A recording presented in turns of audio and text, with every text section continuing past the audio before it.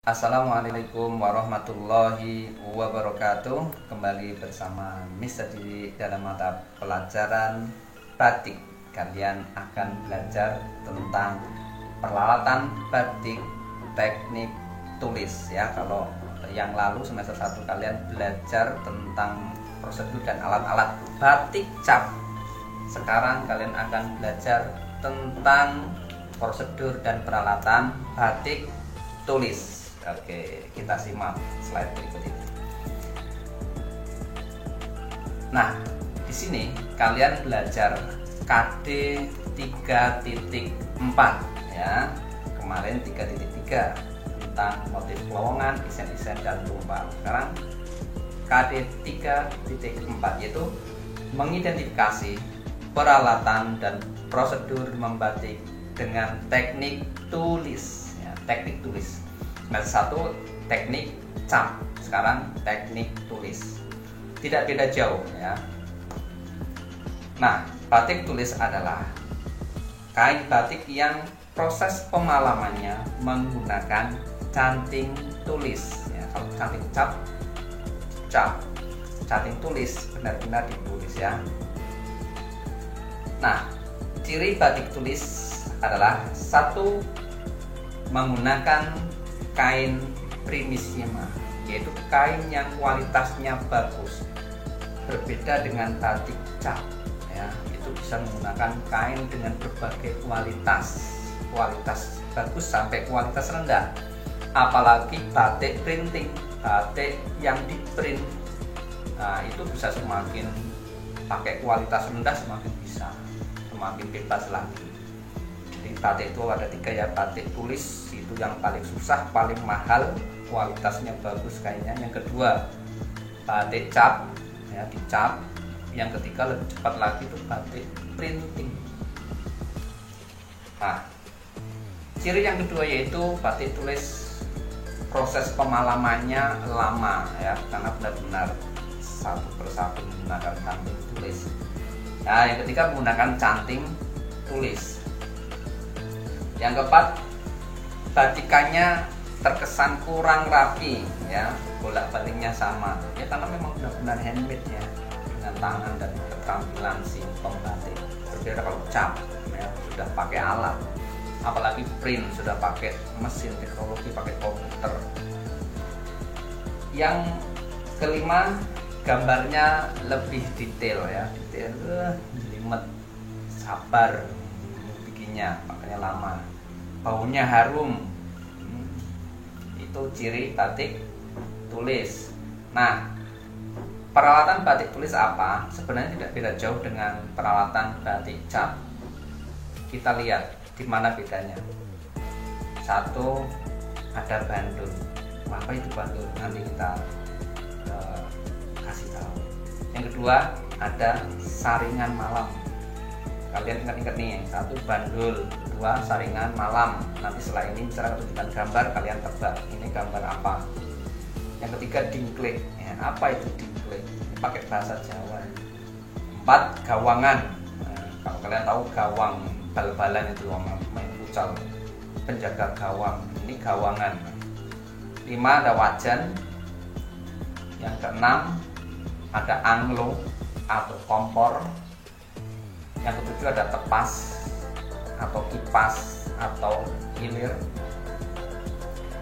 Yang kedelapan, taplak kemplongan. Yang kedelapan taplak, yang kesembilan kemplongan. Ini kemplongan nomor tersendiri.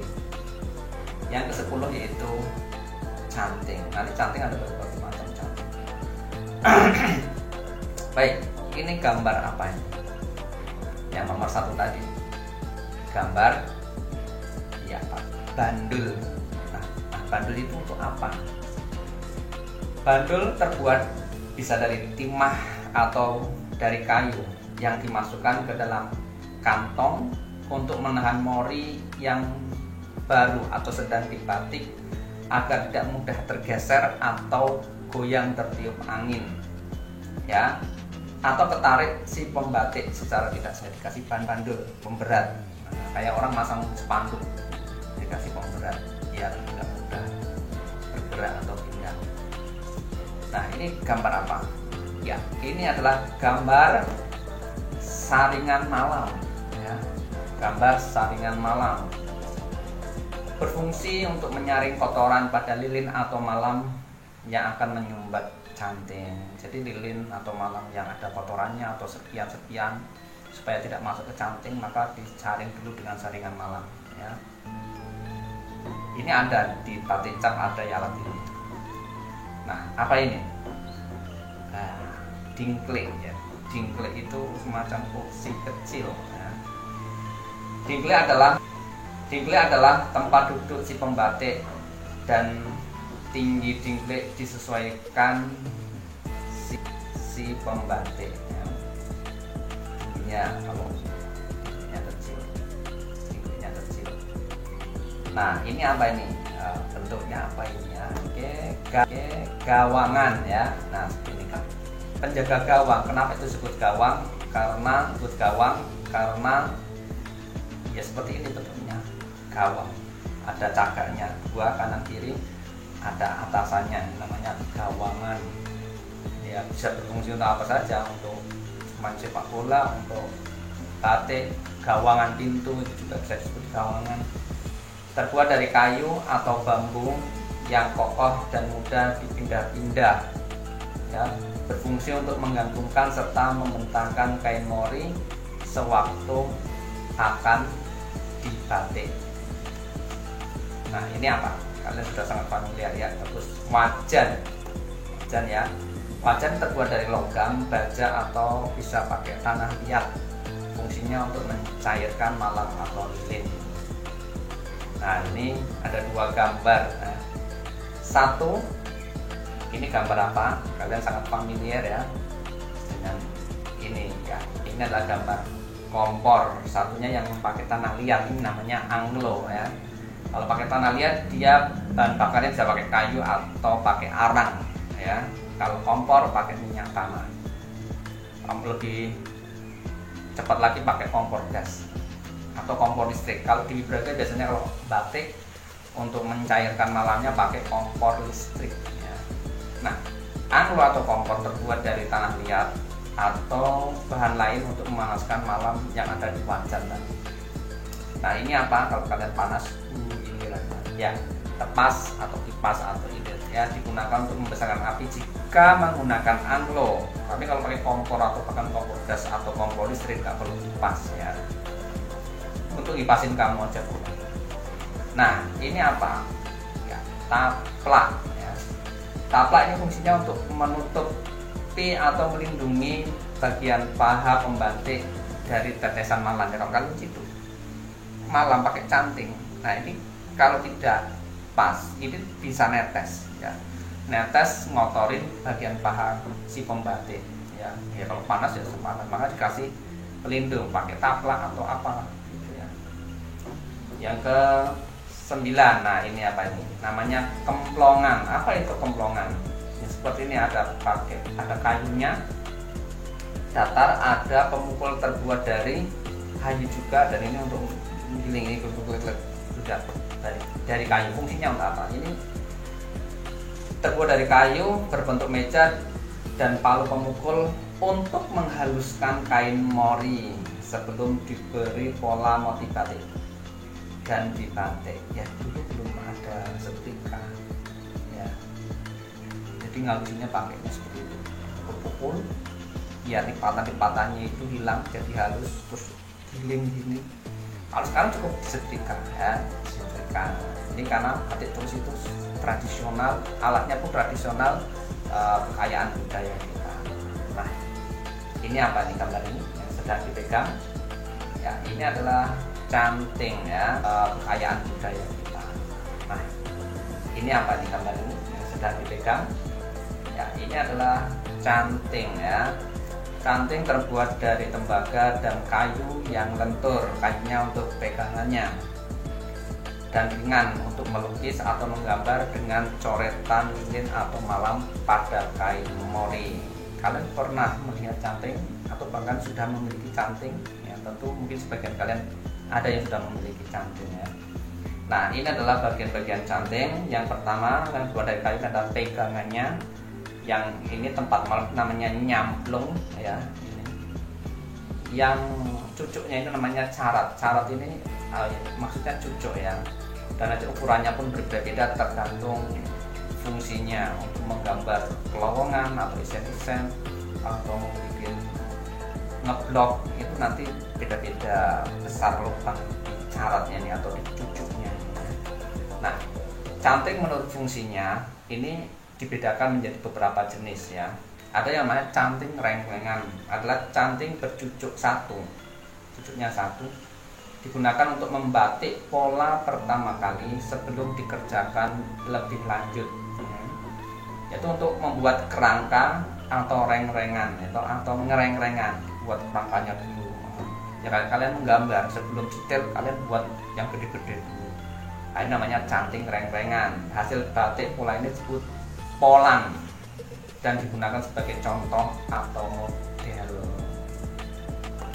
Yang kedua adalah canting isen. Ada canting yang bercucuk kecil, tunggal, bisa satu, bisa rangkap ya.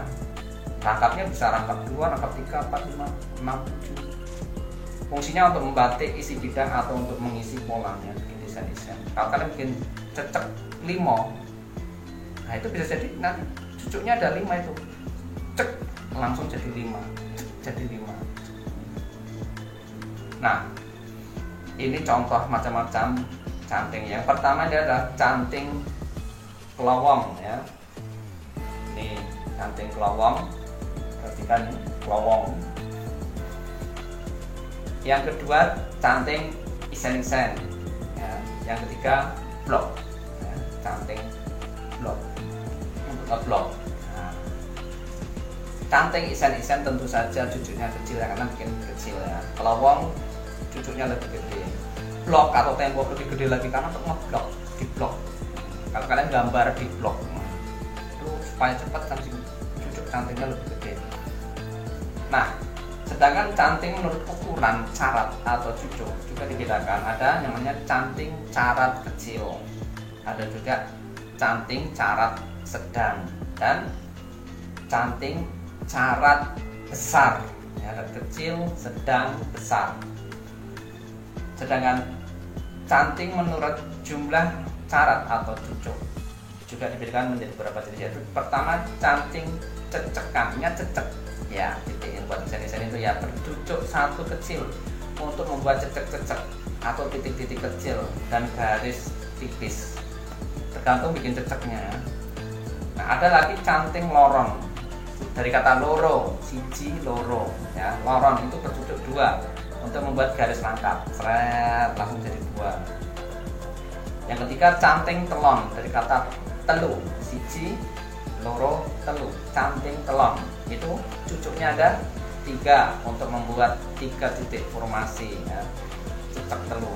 Ada lagi canting perapatan, dari kata papat, perapatan, bercucuk 4 untuk membuat 4 titik formasi persegi. Ada lagi canting liman, dari kata limo, liman, bercucuk 5 membuat persegi dengan 1 titik tengahnya, tek. Dan ada lagi namanya canting biok, yaitu bercucuk 7 ya, cukup banyak atau bahkan lebih dari 7 untuk membuat titik-titik formasi lingkaran dengan 1 titik di tengahnya. Nah, seperti ini ya. Ini canting dengan cucuknya 1, canting cecek. Yang ini loron, ada loro cucuknya, ada telon, ada perapatan ya. Terus ini juga telon juga, tapi horizontal. Ada yang vertikal, tumpuk tek tek tek, ada yang tek tek tek ya. Sama ini yang perapatan juga sama, perapatan ada yang papat jejer begini, ada yang papatnya begini ya. Liman pun sama, liman ada liman seperti ini. Yang ini adalah cucuknya ada 6, ini ada 1, 2, 3, 4, 5, 6, 7 piton ya. Tergantung cucuknya. Ini canting menurut jumlah carat atau jumlah cucuk ya. Baik. Nah, Kalian bisa bedakan perbedaan antara peralatan batik cap dan batik tulis, bedanya di mana ya? Coba kalian amati. Misalkan bisa kasih tahu satu, di batik cap tidak ada bandul. Nanti apalagi perbedaannya boleh kalian tulis di buku tulis kalian atau di kolom komentar ya, bedanya apa. Baik, setelah kalian lihat video ini, silahkan kalian buka Google Classroom-nya kalau belum buka, dan situ instruksinya apa untuk pelajaran hari ini kalian kerjakan ya. Demikian dari Mister, kita sambung pertemuan yang akan datang. Assalamualaikum warahmatullahi wabarakatuh.